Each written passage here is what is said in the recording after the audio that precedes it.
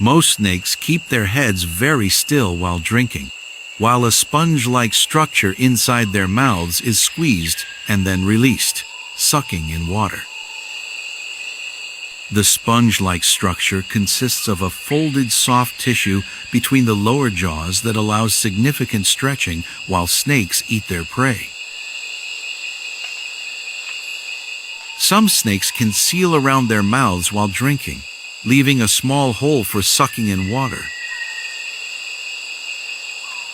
Snakes often drink droplets of rainwater or mist from their own bodies.